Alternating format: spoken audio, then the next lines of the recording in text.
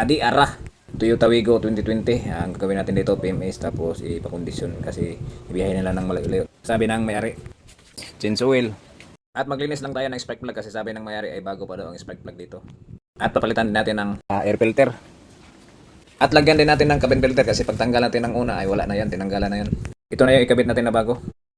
At sa likod ng mga brake drum ay magpintura rin tayo at saka magpalit tayo ng brake shoe.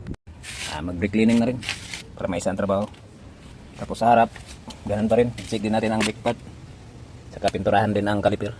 Di na tayo maglangan mga idol at tanggalin natin dito ang mga spark plug at saka linisan lang natin. At magpalit din tayo ng serbato. At magpalit din tayo ng lid sa paglight, yung puti na ilaw. At papalitan din natin ng lead light ang headlight. Ito na yung mga ipapalit natin mga idol, lead na ito. Tapos dalawang mga serbato na malalaki para malakas talaga yung busina niya.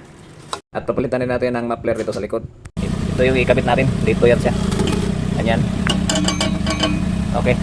Fast forward na tayo, di na tayo maglangan kasi mahaba na yung video natin, wala nang manood dito. Magpintura na tayo dito sa mga brake drum at saka mga caliper.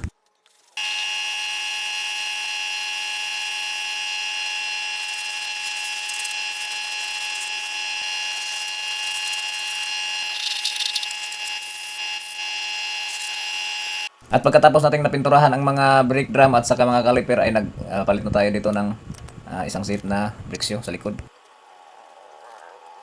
At pagkatapos nang naikabit ang mga brake shoe, ikabit na rin natin ang brake drum. Kita na rin na sinusinaw na. Okay na. At maglinis din tayo sa makina. Gagamitan natin ng penetrating oil at saka hangin para mas malaki-laki ang mabayaran ng tagya. Ginagawa mo!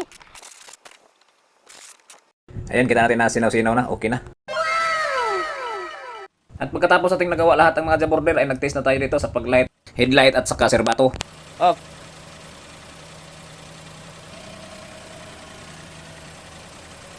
Serbato.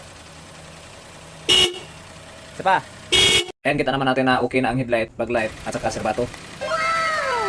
Tapos napinturahan ko na rin yung caliper niya. At saka dito sa likod ay okay na rin oh. Yan oh. Malinis na.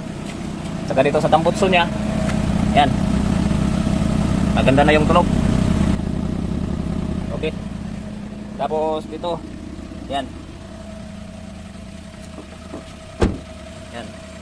Cabin filter niya ay nakabit ko na rin. Okay. Natin oil. Nalinisan yung makina. Okay.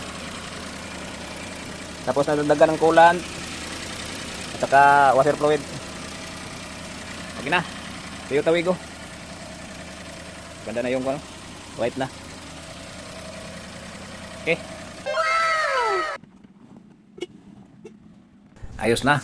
Palis na yung may-ari. At saka nakatams up ng kamay na walang panghinao. Kumbati.